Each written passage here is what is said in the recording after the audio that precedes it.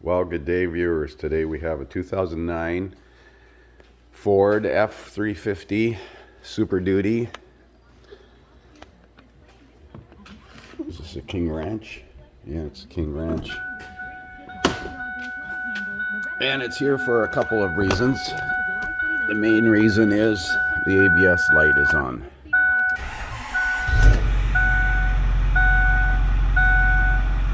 Check engine light is on, TPMS light is on, it has low tire pressure according to this. We're going to check the tires before it leaves. But the main problem he's complaining about is the ABS light. So we're going to scan it and see what's going on. We've loaded the vehicle ID. I've scanned this vehicle before, not recently, it's been over a year. Should auto ID. I may have to shut it off and turn the key on to do a network scan, but we'll find out in a second. 350,000 kilometers. Let's do a code scan. Pre-scan. Okay, I'm going to shut the key off and turn the key back on. Okay, so we got the key on, engine off. We're going to do a network scan of this Ford Super Duty.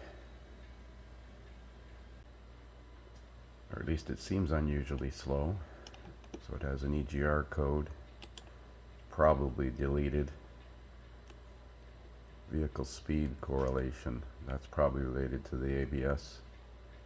Exhaust gas temperature, left rear speed sensor, rear wheel speed signal input missing. So that's why the ABS light is on, and that's why we have vehicle speed correlation fault code.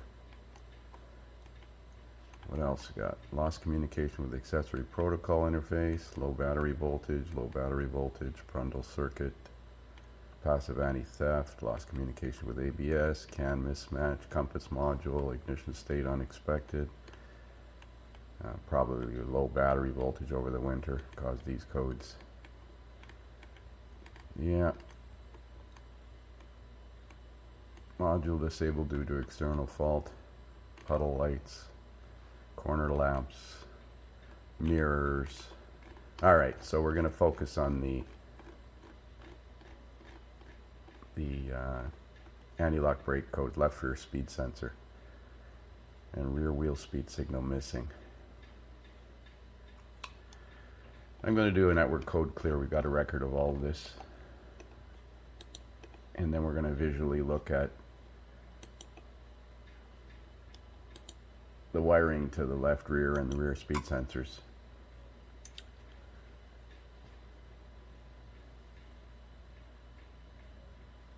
So we're going to crawl underneath this truck and have a look at the rear speed signals sensor wires.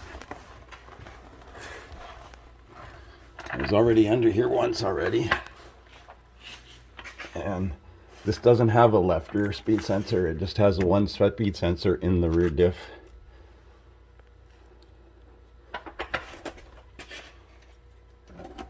And then looking at the wires, and I see they've been repaired. So I started untaping the tape, and I think I see some green death.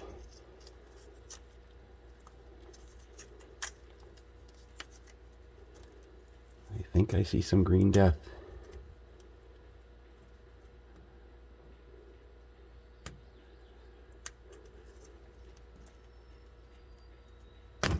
Yeah, I do see some green death.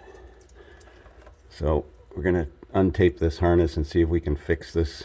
Somebody's repaired this before with a shrinkable butt connector.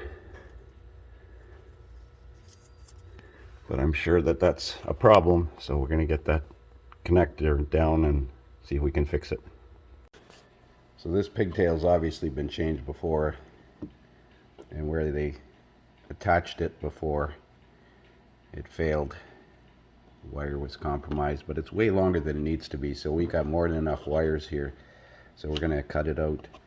You got to take note that the looks like tan wire goes to green, and blue wire, I don't know what color that wire is, but the other wire goes to red. So polarity might be important. I don't think it is on this one because I think it's just a magnetic pulse generator, but to be on the safe side, don't mix up the polarity just in case. It makes a difference on digital sensors for sure, and it makes a difference on some magnetic pulse generators used as crank and cam sensors because the signal will be inverted. But this is a sine wave, so it should be okay. But again, the green wire goes to beige. Clean this off. So there's the wires repaired. I put a piece of heat shrink over each wire, then a piece of heat shrink over the repair area, then a piece of split loom and taped it and secured it. Dielectric grease on the connector. We're going to take it for a road test and see if it works. So I'm going to do a key on engine off self-test in the ABS.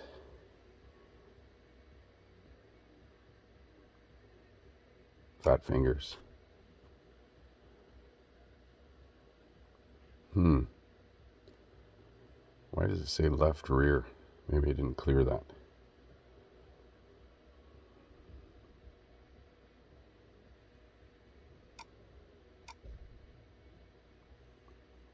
Let's try it again.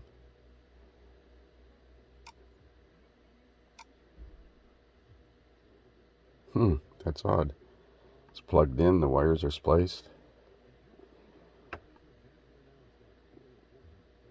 Let's clear codes.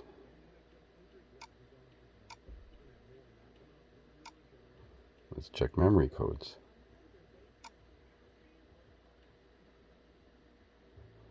Maybe we got some other wiring problems further up.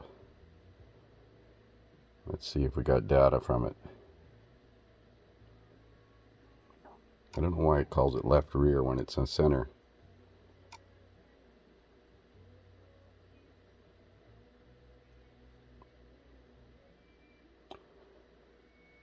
So it has left front and rear differential.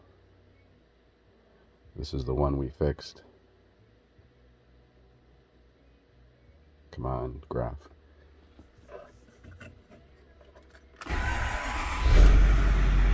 I'm taking it for a ride. So we got no output from it. Damn. I know it's plugged in. Oh well, start over again.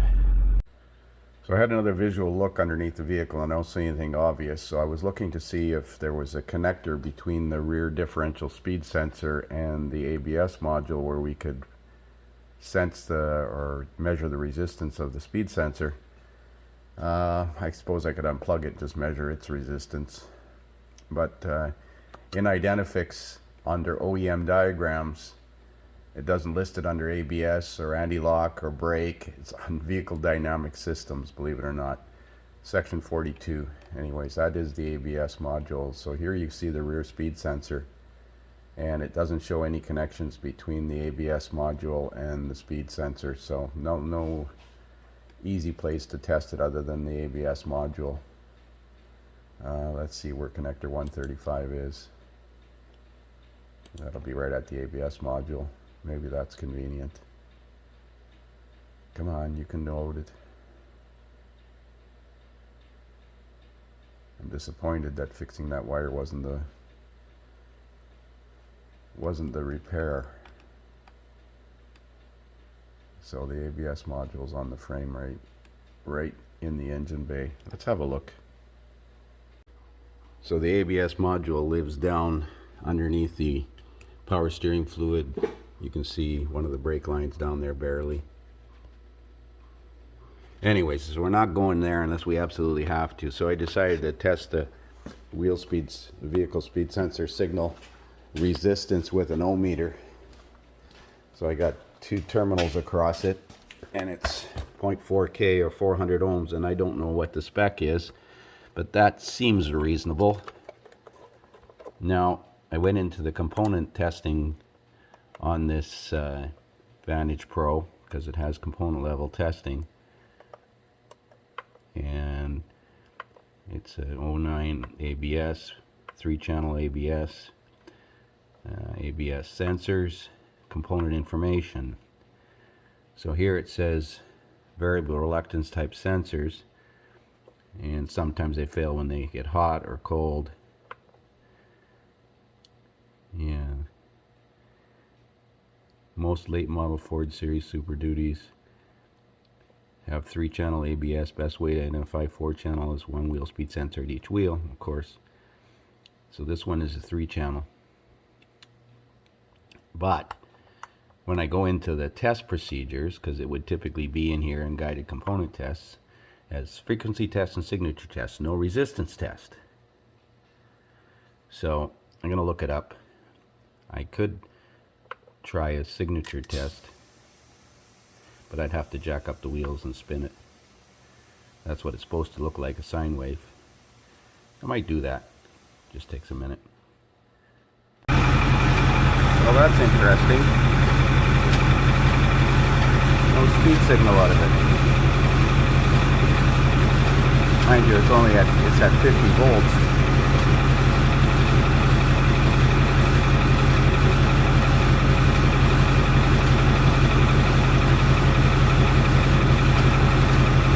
Going right across the sensor, so it should give me a signature. Let me try it in graphic multimeter mode. Interesting, the speedo still works. So obviously it's got an output shaft speed signal.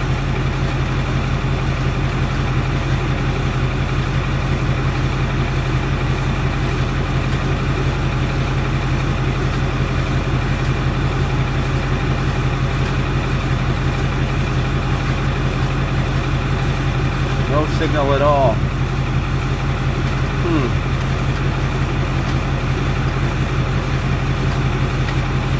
Check my resistance while I'm still hooked up.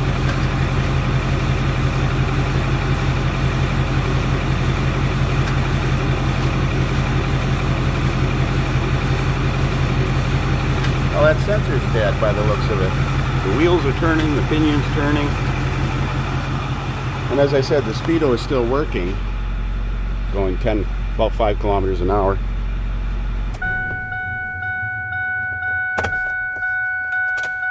Well, let's get a sensor for it. So I decided to look up the service information for the fault coded setting C1175, and it says, in this case history, it says disconnect the wheel speed sensor and measure the voltage between the 2 circuits of the sensor connection with the ignition turned to the run position. Voltage should indicate a reading of more than 10 volts. So that means it's a digital sensor.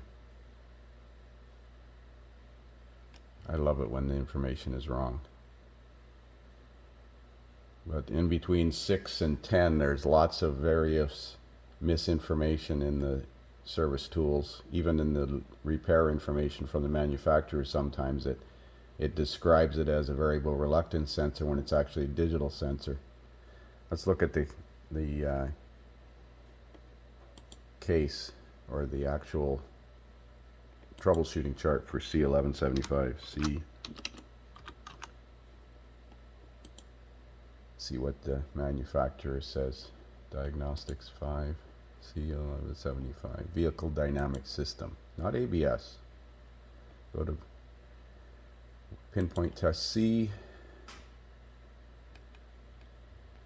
ABS continues to monitor and compares rotational speed of each wheel, is accomplished through the use of 4 active wheel speed sensors. Not on this one. The wheel speed sensors are connected to the ABS modules by 2 circuits. One circuit provides voltage to the sensor operation. The other circuit provides sensor input to the ABS module. As the wheel spins, the wheel speed sensor tone ring passes through the magnetic field generated by the active wheel speed sensor. This creates a square wave signal. So this sensor is not going to produce a signal on its own like a magnetic pulse generator would. So this information in the Snap-on Vantage Pro is incorrect, unfortunately. That's why it didn't have a resistance check, because it doesn't apply. You can't measure the resistance. Okay. Well, let's check for that 10 volts on there and see if we got on the wiring. Well, reading through this pinpoint test, it's very convoluted. 1175 sets when the vehicle speeds exceed 5 miles an hour if the ABS module detects an open, short to ground, or voltage on a defective rear wheel speed sensor circuit will set to 1175. So basically it starts out by confirming the code is active, and it is. Measure Then it says measure the voltage between ground with the key on and either circuit. Is any voltage present? If yes, repair this affected circuits. That's misleading. Then it says measure resistance between ground and any circuit, checking for short to ground. Check for open. Measure resistance between the harness side of the wheel speed sensor and the ABS module, which is nearly impossible to get to. And if there's an open, fix the wiring. Check for shorted wheel speed sensors and measure resistance between suspected sensor pins greater than 10,000. If they're shorted, repair the wiring. And then last but not least, it says ignition on, connect the ABS module, measure voltage between the suspect front wheel speed sensor or rear wheel speed sensor, and it needs to be greater than 10 volts. Why wouldn't we do that first? That's just insane to do all that other stuff and then come to this realization. That's where that case history suggested to measure the pins. So we're going to do that. If we don't have 10 volts, then we'll inspect the wiring. So with the key on and the sensor wires connected, or the test wires connected across the sensor harness, it reads 11.08 volts. So why not do that first instead of all those other tests that serve nothing more than to increase the billable hours? So again, it's acting like it's failed wheel speed sensor or vehicle speed sensor. So I've ordered a differential speed sensor, but I started looking at this thing thinking, what if I mix those two wires up? So I thought I'd double check. So the test procedure involves connecting the positive lead to this terminal, if you look at the face of the connector, with the lock in the up position. And I think the polarity is wrong. So that means lock up and the positive terminals on the left hand side. So I'm going to turn the key back on.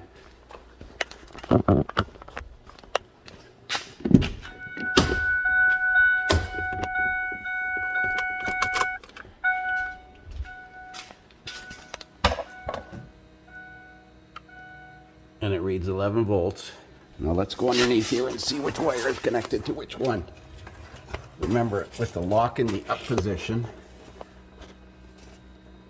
so I got the leads connected backwards. Now, looking at these two wires, the green wire is attached on this pigtail that was replaced, is attached to this beige wire with the green trace, and that's exactly the way it was when I took it off. Remember I said when I was splicing the wires to be sure to be conscious of the polarity. Here's the remnants of the wires that I fixed. So you can see the green wire is attached to the beige with the green trace. So I'm going to switch the polarity and see if it works. So I got the key on again. I got the wires reversed. And it's showing a positive 10 volts, 11 volts here. So if you look here, I got the green wire connected to the blue circuit and the red wire connected to the green, beige with green, which is the opposite way it was connected when I got it. Let's plug it in and see if the code goes to history. That'll be a telltale. Turn the key on and pay attention to the ABS light.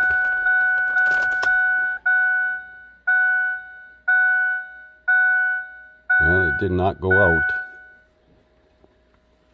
Let's see if maybe this one doesn't go out after a bulb check. Let's see if the code's in history. So let's see. Take 3. Let's clear the codes.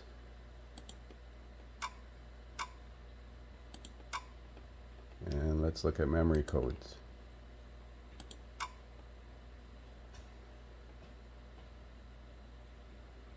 Seriously? I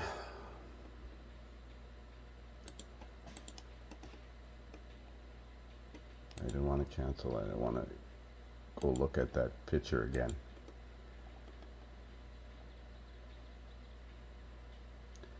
Let's look at the pigtail connector view. So here's the pigtail view, and it says pin 1 which is on the right hand side, is blue-orange. And pin 2, which is on the left hand side, this is looking into the face of the connector, is brown-green. Oh boy, I guess I gotta check again. So pin 1 is blue-orange and pin 2 is brown-green. Let's go check.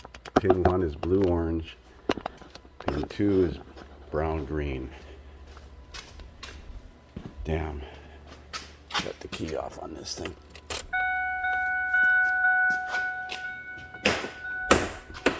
Had to take the connector apart.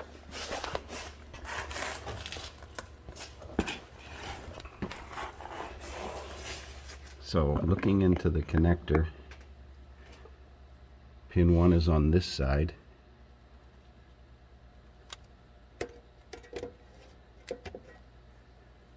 And it is red. So it's wrong now. It was right. Damn. All right. Well, good thing we got lots of extra wire. So here is the wiring diagram again, and it says differential sensor plus goes to pin 1. Pin 1 at the connector is on the right hand side with the lock up. Yet in that service literature for 1175 fault code,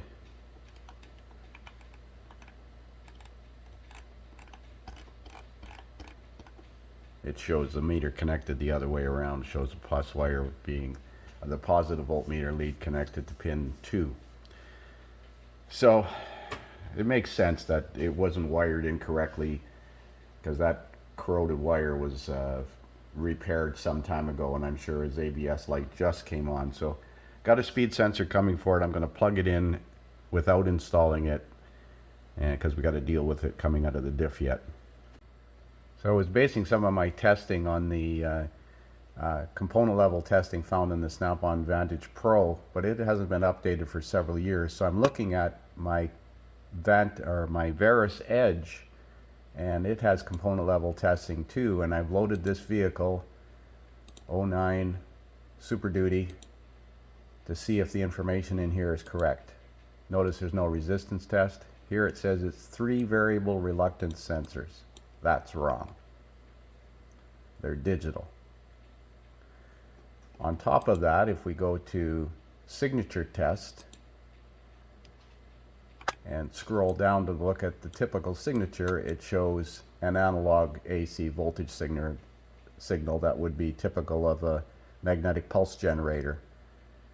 And it says frequency, min-max voltages will change. Well, only the frequency would change, and it would be a digital square wave. So, just to add to the misinformation, I think it does have the connector view correct though. Yes, pin 1, no, it's backwards. Oh no, sorry, Snap-on's view is back probing, so that's the picture of the connector from the back side of the connector, so that is correct. Snap-on always does their component level testing based on connector views from the back of the connector, because a lot of the testing is done by inserting a back pin, whereas the OE manufacturer wiring diagram typically shows the face view of the connector unless otherwise noted, like on Nissans. Anyways, I'm waiting for the sensor. I'm going to plug it in and try it before I install it. So I got a standard Motor Products sensor, ALS 1889. I'm going to plug it in and see if that code goes to history before we install it. So I'm going to turn the key on and see if the ABS light goes through a self-check and goes out. And it does. Let's see if there's any codes now. Okay, so we're going into ABS. Clear codes.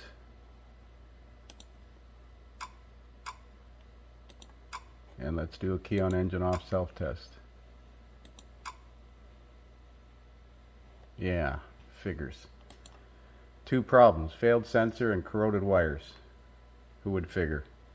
Sometimes not having extra information and knowledge gets you in trouble. Most guys would have just changed the sensor and be done with it, and they would have been right. Oh well. Just going to put the sensor in the diff and make sure it works. Well, that's not good. The sensor is busted. Something's coming apart inside the rear diff. I had a bitch of a time getting the screw out, or the bolt out, but it did come out. But you can see the end of the sensor is damaged. It's broken. So let's pull the cover off this diff now and have a look inside, but at least we've established why the speed sensor wasn't working. I guess there'll be a part 2 video. Well, I don't think that's supposed to be separate in there. How did that not destroy itself? Wow. That's just been sitting in there.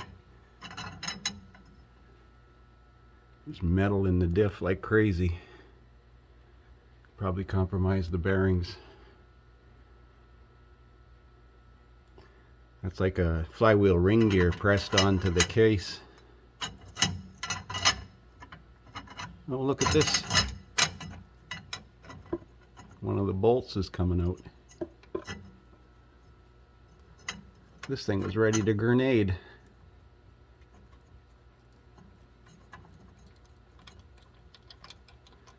I don't think you're supposed to be able to take the crown gear bolts out just like that.